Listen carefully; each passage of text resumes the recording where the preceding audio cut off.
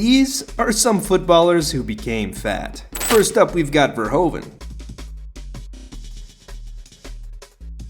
This Dutch goalkeeper became almost as famous for his goalkeeping skills as he did for, well, let's say his rounder physique. Fans of opposing teams would often tease him by chanting "pizza" whenever he touched the ball. But don't let his appearance fool you. Verhoeven was no bench warmer. He spent 5 solid seasons as the main goalkeeper for RKC Waalwijk, and he even won the Eredivisie title for Ajax. He also lifted the KNVB Cup with FC Utrecht. Not too bad for a guy whose diet was always a topic of conversation. Sure, he's been open about his struggles with his weight, which honestly is something we can all relate to. It's not easy to stick to a healthy diet when there are so many delicious temptations around. And once the spotlight of football faded, dude took on a weight loss journey, like a true champion. No fancy gloves needed. Now he's fitter and healthier than he's ever been. And he probably spends more time at the gym than most of us spend drinking coffee on a Monday morning. So hats off for proving that sometimes the biggest victories come from tackling our own personal goals.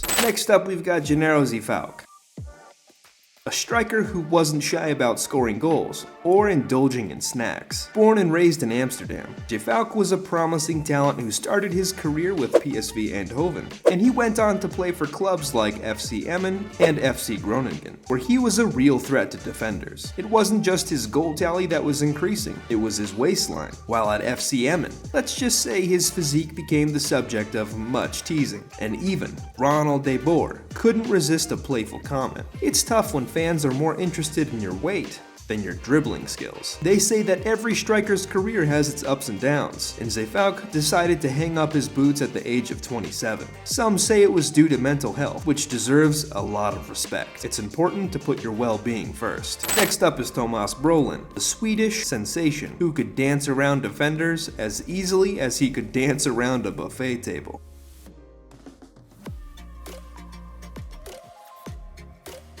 This Hudiksvall native was a sensation in the 1990s, especially at the FIFA World Cup in the US, where he helped Sweden secure a bronze medal. But while his footwork was mesmerizing, his fitness level, well, it started to vanish during his prime. Brolin was on fire, but soon, rumors began to circulate about his expanding weight. And when he made a big money move to Leeds United, it wasn't just his wallet that was getting fatter. Injuries started to pile up, and his pace, let's just say it wasn't quite up to par. By the time he reached Crystal Palace, the media had a field day. Brolin looks more prepared for a pie-eating contest than a football match. This kind of press can really damage a player's confidence and performance. It's a classic story of a talented athlete struggling with their weight, and it's unfortunate how that can overshadow all their skills. Brolin's battle with the belly kept him on the bench more than any coach ever did, and it also took a toll on his mental health. Next up is South Africa's very own goal machine, Benny McCarthy. For Benny McCarthy,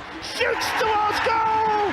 The man knew how to get to the net, and also get to the snack bar. Back in the day, McCarthy was as lean as they come, zipping past defenders and making goalkeepers' lives miserable. But as time passed in his career, the scales started tipping.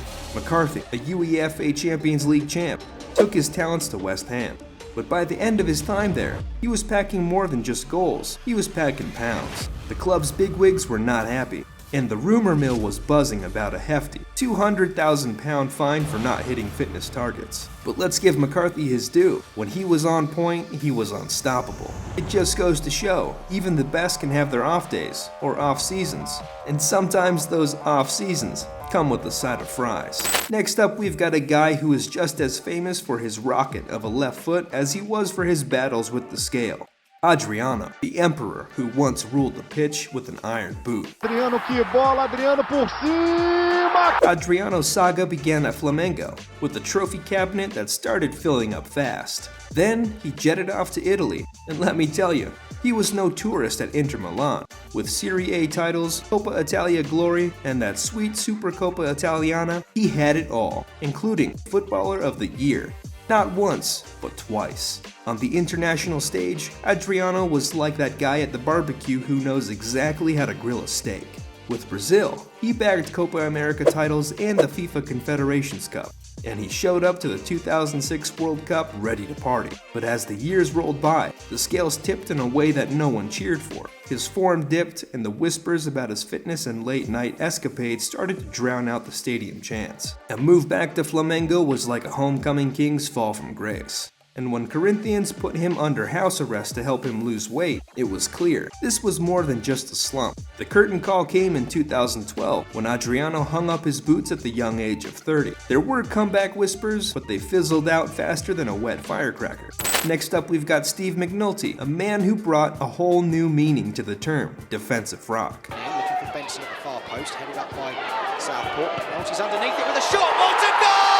McNulty from Liverpool is a story that will touch your heart. He started his career at Liverpool Academy, but they let him go when he was 19. That's when Fleetwood Town got lucky. He helped the club get into the Football League in 2012 like a wizard. Next up, Luton Town. Surprise, surprise, he worked his magic once again, and they got promoted to League One in 2014. Then he moved back to Tranmere Rovers before going back to Luton Town. He retired from playing in 2019, but he couldn't stay away from football. He became the manager of Bootle. That's a full circle moment. Now let's talk about size. At 88 kilograms, McNulty wasn't just carrying weight, he was carrying teams. His physical strength, like a force of nature. Let's just say the net was in for a surprise. But here's the thing, this guy was as loved off the pitch as he was feared on it. His sense of humor made him a fan favorite, and his success became a symbol of hope. McNulty proved that you don't have to be skinny to be a great defender. Next on our list is Jean van Beukering. A man with a career that took him from the Dutch fields to the Indonesian islands, and then to the crossroads of East and West Turkey. Jean van Beukering, or as some jokingly called him, Johnny of the Burger King. Due to his struggles with weight during his playing days, Van Beukering began his career at SBV Vitesse in 2000, scoring 10 goals in over 50 games. He then played for PEC Zwolle, where he scored a couple of goals, but it was at NEC Nijmegen that he really found his place, scoring 20 goals in over 100 appearances. Then came a short but successful loan to De Graafschap, where he scored 2 goals, and in 2009, he flew off to Indonesia to play for Arema Malang. After scoring goals, having exciting moments, and making over 50 appearances, he then had a stint at Persib Bandung, adding one more goal to his name. His adventure didn't end there, as he next found himself in Turkey with Adana Demirspor. However, his goal-scoring boots didn't go with him, and he went through a dry spell of over 15 games. But Van Beukering's weight gain was a complex issue, likely involving a combination of diet, lifestyle, and exercise habits. The dude retired in 2013 at the age of 30. Next up is a personal favorite, R9 Ronaldo Nazario. A name that instantly brings to mind world-class football and incredible goal-scoring skills. Ronaldo's journey from a dazzling striker to a successful businessman has been a wild ride, especially when it comes to his struggles with weight. His early career was nothing short of magical. At PSV Eindhoven, he was a goal-scoring machine, and this deadly form continued throughout his time at top clubs like Barcelona, Inter Milan, and Real Madrid. As part of the famous Galacticos at Real Madrid, he solidified his status as a football icon. His on-field magic reached its peak when he led Brazil to victory in 2002 World Cup.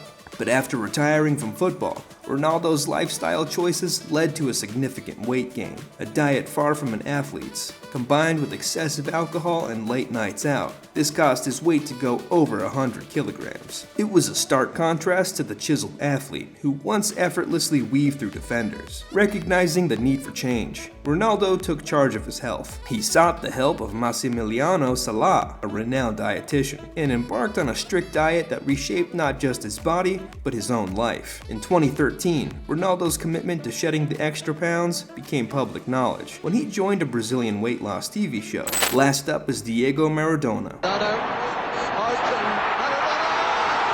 His love for life's pleasures, from indulging in pizza and pasta to his battles with substance abuse, caused his weight to skyrocket after his retirement from football in 1997. By 2004, the scale tipped over 280 pounds. A a shocking figure for the once nimble playmaker whose dazzling runs left defenders in awe. It wasn't just the weight, it was the compounded health problems that came with it. Maradona struggled with heart problems and diabetes, a stark reminder of the toll that post-retirement life had taken on him. Desperate for a change, Maradona underwent gastric bypass surgery in 2005. It was a move that paid off, as he shed the pounds and seemed to be on the right road to recovery. But maintaining a stable weight proved difficult, and the battle with the belly continued. His life was a series of comebacks, not just on the field, but also in his personal health journey. In 2015, he underwent a second weight loss procedure, yet it was clear that his vibrant spirit was trapped in a body that was constantly under pressure.